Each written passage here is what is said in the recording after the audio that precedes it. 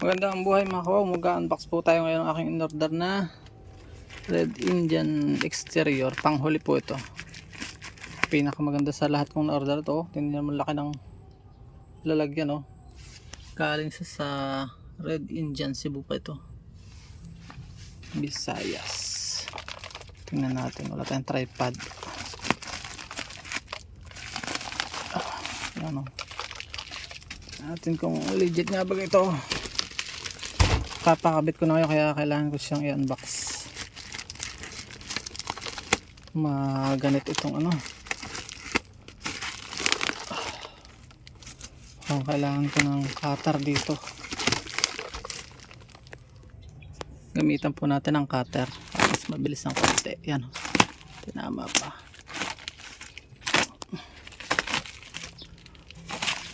Isang unbox lang, mabilis lang. Wow, mukhang maganda nga. Ayan, oh. Ito ay Red Indian ang alam ko na. Tignan natin ano siya, kung tibay. Yun lang naman tinitingnan dito kung sukat nga. Ang kabit dito sa amin nito ay nasa 150.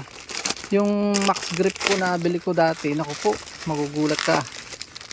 Ikalawang bili ko, nabili ko lang na 1.4. Ay nung sumunod na bili ko ngayon ay ano na, 1.6. Tapos may mga store pa na nagbebenta ng 3,000. Naging in demand siya dahil limited edition, limited stock. Ano,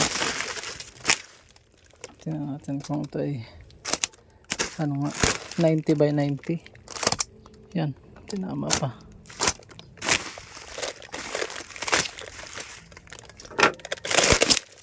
Yan, hindi ko hirapan siyang i-unbox. May kasama na siyang pito. At ano, titingnan ko lang kung ano siya, 90 by 90. So yan mga kagawaw, oh, na-unbox ko na.